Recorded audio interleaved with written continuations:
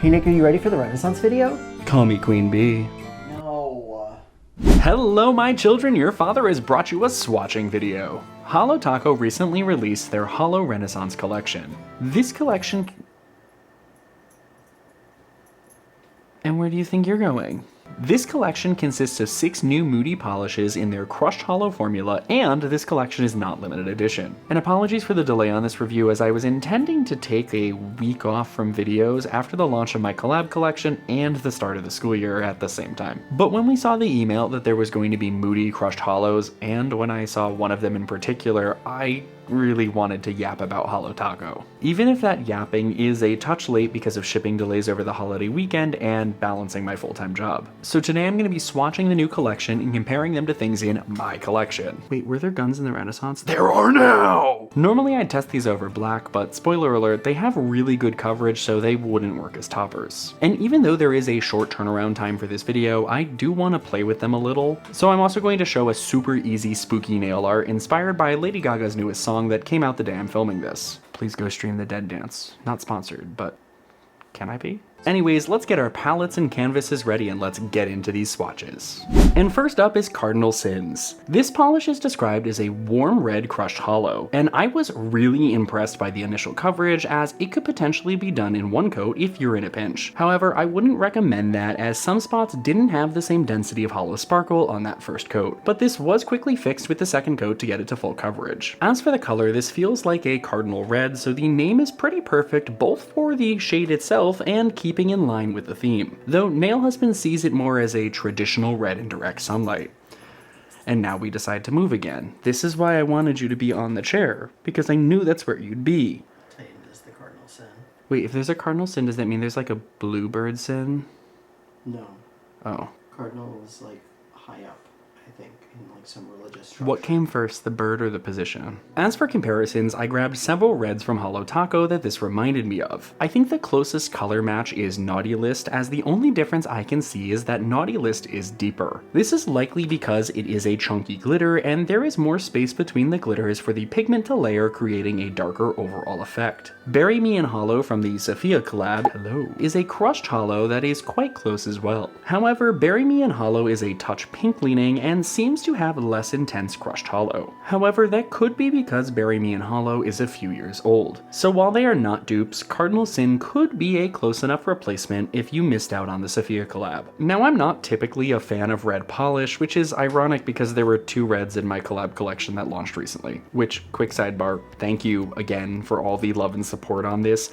We are blown away with the fact that this sold out in the first few hours of the launch.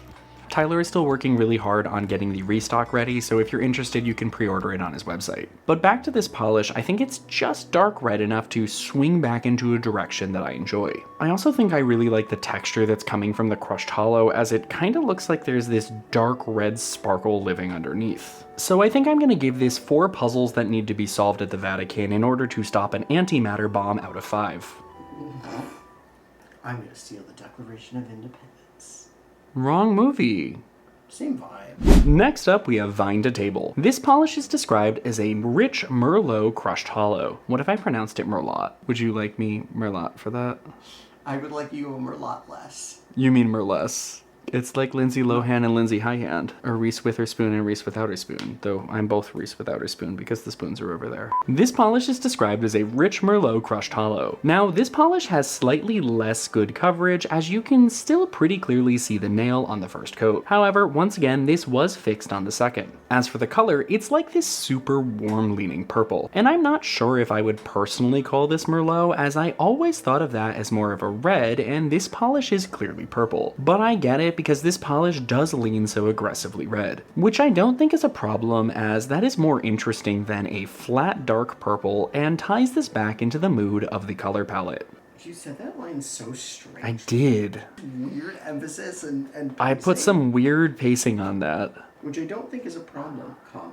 Which I don't think is a problem, comma, as that is more interesting than a flat dark purple, comma, and ties this back into the mood of the color palette. Actually, that should have been an Oxford comma. An Oxford comma? Because it's an and after, it's a comma after an and. And ties this back into the mood of the color palette. I guess that actually might have been an Oxford comma. Because it's like tying together two thoughts.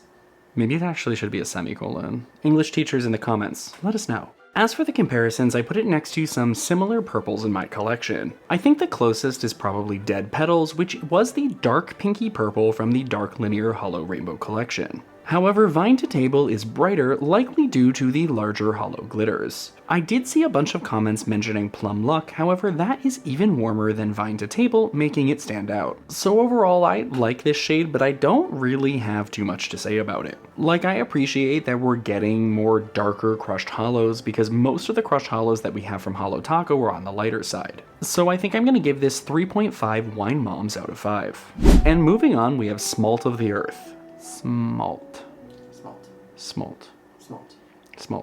Like schmelt. You have to add the CH. Smalt of the Earth. Moving on, we have Smalt of the Earth.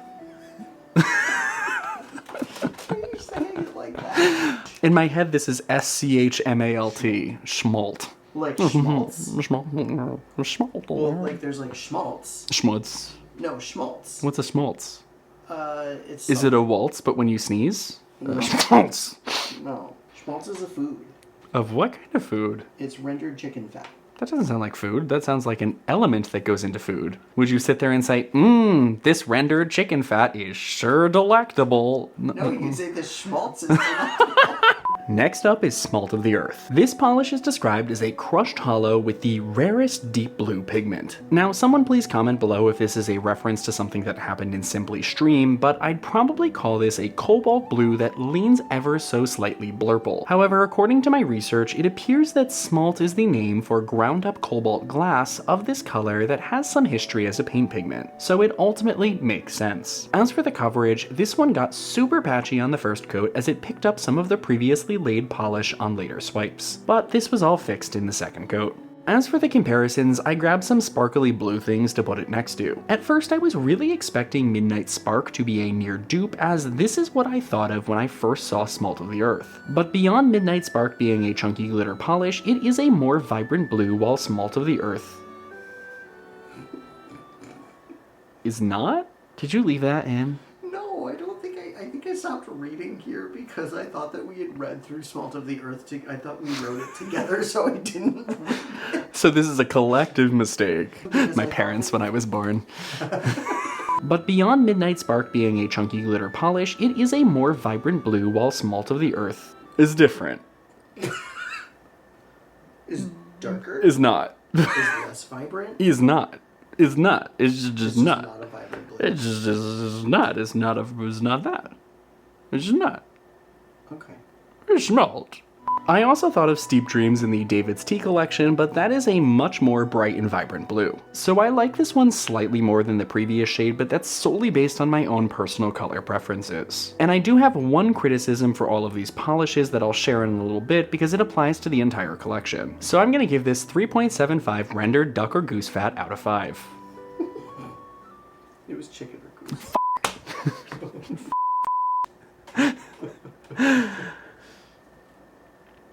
Oh well, I'm moving on.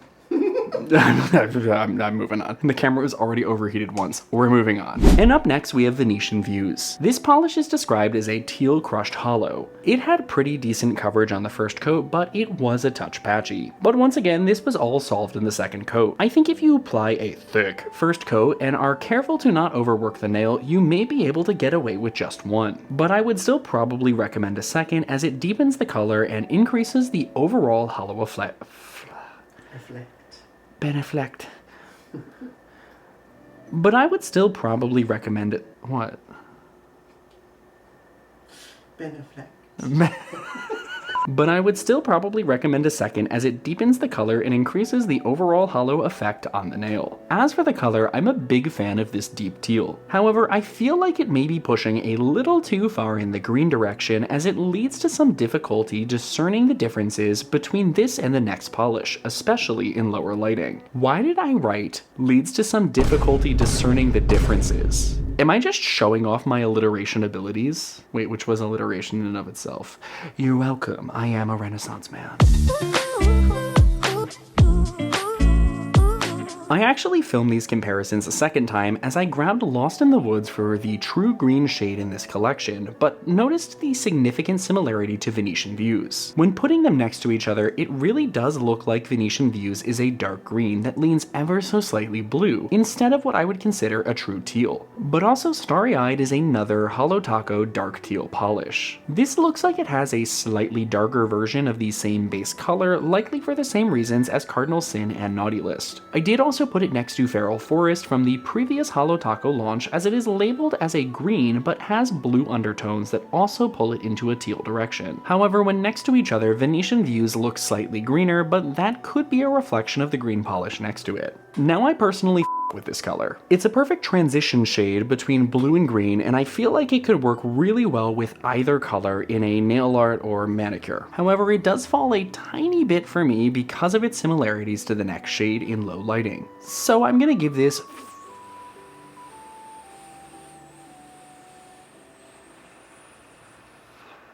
I thought I made this 3.9.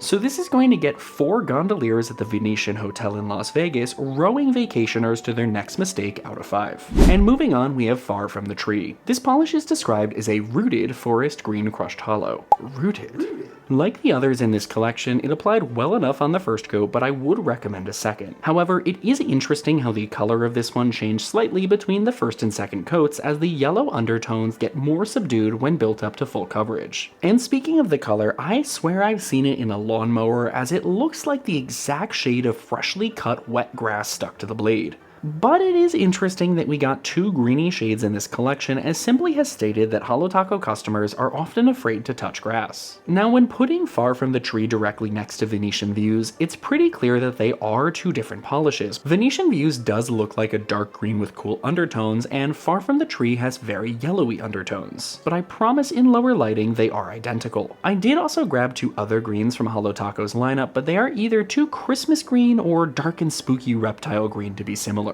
Now, when I first saw the PR insert card, I genuinely couldn't tell the difference between the 2 shades. I think the problem is that you opened this box and looked at those in, like... The dark? The dark. And even on the nail in low lighting, they do look pretty similar. However, once they're fully illuminated, they do stand more apart. However, I'm not necessarily sure that's enough to justify somebody purchasing both. So this is gonna get 4 apples that fell from the giving tree before that snot-nosed little gremlin cut it down out of 5. And last up, we have my personal favorite, Nightlife. This polish is described as a silver gray crushed hollow, and its coverage was one of the best. However, in this swatch, it performed about the same as the other polishes, as I painted relatively thinner coats. However, I did paint this on my other hand, and when painting thicker coats, I could probably get away with 1 if I was in a rush. But like the others, I would still probably recommend 2 coats, as it deepens the base color and increases the hollow density. As for the color, I'm freaking obsessed with it, because Holo Taco does not have enough gray polishes in comparison to other colors in their catalog. I really only have 2 other polishes from Holo Taco to put it next to, as the other grays have some kind of color aspect in a gray base. So I ended up with Smoke Show and Highest Bidder from the Black and White Anniversary collection, and Nightlife feels like a perfect in-between of the 2 shades. And also its formula is the same as Highest Bidder, which I believe was Holo Taco's first crushed hollow polish. Please fact check me in the comments if I'm wrong. As I said at the start, this is my favorite from the collection. When I got the announcement email from the PR team, all I knew was that there were going to be crushed hollows. And I was so worried that we were just gonna get more pinks, purples, and blues. Which is why I was gobsmacked and befuddled to see that there was a gray in this collection. A freaking gray. We won. But it also suffers from the problem that the other polishes in this collection suffer from, so it's not perfect. So this gets 4.9 medieval armor shaped bedtime lamps out of 5. I swear I was doing eyebrow things. You said that once, and now all I'm thinking about is all of my eyebrows. All your eyebrows? What are you doing? Oh, was that just chilling on my face this entire time? Looks like it's a Tighten. Here, wait. Oh, I was gonna give it back to him. Oh, there it is. Haha. I'm gonna give it back to him. What you have to do with Dad? And here's the full collection altogether. I really love the dark and moody color palette in the Crushed Holo formula, as it's been something that I've wanted since the previous declassified launch. So while it is a nice color palette, I think I would have preferred this as a full rainbow collection so we could also have a gold or orange in this formula, as long as we would still get the gray. However, this is probably one of my favorite overall color palettes this year from Holo Taco. Now, one major difference between this collection and other Crushed Holos is that this collection is lacking anything to provide visual interest in indirect lighting when the holo is not doing its thing. Why did I write thang? Who do I think I am? I am! The Rock Candy collection has a micro shimmer that keeps the polish looking interesting no matter the lighting. My problem with these is that they kind of just look like speckles when the holo is sleeping, which I really think was a missed opportunity, as this is launching as people start to spend more time indoors where holo polish struggles. Now, apparently the Crushed Holo formula from Holo Taco is really divisive amongst the fans, as I've seen comments either loving it or denouncing it. And for me personally, I don't hate Crushed Holo, but without any other elements in it to keep up that visual interest, it's not my favorite Holo Taco formula, which is the Frosted Metals. Rip in peace. Now, I was initially considering playing with toppers, but as I was doing some tests, they weren't showing as well as I wanted them to, likely because all of the toppers worked best in indirect lighting and was lost in my spotlight. So I decided to instead see if some of these polishes would work for a spooky nail art that I've done in the past. I started with 2 coats of Nightlife as an even base layer and then applied a quick drying top coat. I like to paint a top coat between the background and nail art to create a smooth canvas to work on. Then, using my tiniest nail art brush, I made 1 to 3 wobbly vertical lines down the nail. To turn these into blood drips, I rounded the top and made a bulbous bottom on each drip, and finally top coated everything. I was at the gym listening to Gaga's newest song on repeat, and this idea came back to me to get a head start on the spooky season. I've done this before with 2 different formulas, which helps the blood drips stand out more, but I also do like it in the same formula as it gives a slightly more subtle spooky look. And it's also a super easy nail art, as I even painted this on my other hand. Though it is more difficult to paint thin drips with my left hand, but the effect is still the same. What, Titan? What? What? What? You want dinner? Yes, father. So once again, it's time for the serious talk to the camera about Holo Taco. And quick note, we filmed this out of order because of when the polishes arrived, and I have my script over there because I want to make sure I'm getting my points across. Now, the frequency of Holo Taco launches have been a point of contention in the community as of late. However, it is important to note that these collections are planned far in advance. So the feedback about the frequency of launches would take some time to implement if they choose to do so. After the last Holo Taco video, we read all of the comments and also scoured the internet so that way we can provide all of the pros and cons and share with you so you can form your own opinion before I share my own. So one pro is that frequent launches creates a larger catalog for people to choose the individual polishes they want. And with more polish variety, there is a higher likelihood for people to find what they personally like, especially when waiting several launches to purchase things when they're on sale or together to meet shipping minimums. Another pro is that frequent launches means a sign of success for the brand because they now have the means to diversify their catalog.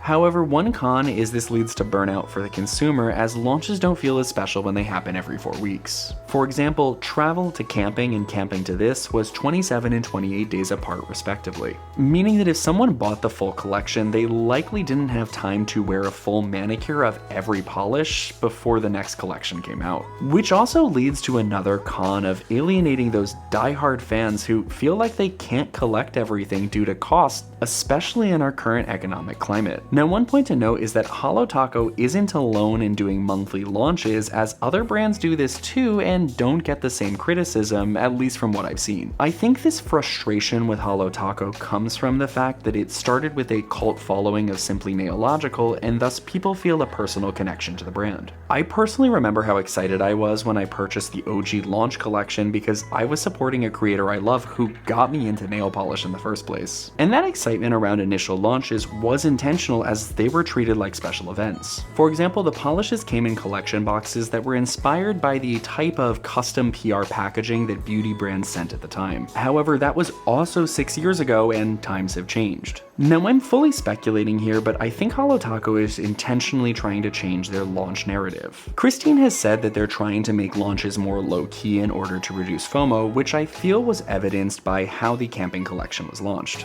like her stream not happening at launch. But this is also further evidenced by collector boxes and super cartons only being available in limited edition collections where the FOMO is unavoidable, and thus only some of the releases have a huge hype around them as opposed to how every launch used to feel. However, I personally feel like they swung the pendulum too far in the other direction because making collections feel less special makes them stand out less. But I think this is just a consequence of the evolution of the brand as they push forward more into the mainstream market. As their audience grows, they're trying to cater to a more casual consumer. It just personally sucks to see because I was a Holo Taco collector and I loved getting hyped for every launch. But now they're so frequent that each launch individually doesn't feel as special anymore. As I said before, I think this shift is alienating their diehard fans such as the detectives or Holo royalty who may be reaching the point where collecting everything is unsustainable. And that's worrying because they feel like the backbone of the brand to me and I don't know what would happen without that support. Now this is just conjecture, but it really boils down to Holo Taco not feeling like what it used to, and I just have to be okay with that. I do think it is important for me to reflect on my own personal situation in relation to these points. I do get these as PR, but I just looked back and I purchased pretty much everything up until that point. So while I can only speculate on what I would have purchased, I'm pretty confident that I wouldn't have bought every single polish this year. And while it's sad to see that things are changing, I do ultimately understand that the brand is evolving. So now that you've seen everything, let me know your thoughts in the comments below. Do you think these shades are bardcore, or would you send them back to the dark ages? But as always, don't forget to like and subscribe, and I'll see y'all in the next one. Bye. Hey Nick, are you ready for the Renaissance video? There we go. Good enough. There we go. Yay, good enough. Be careful, then I'm gonna use that as the blooper.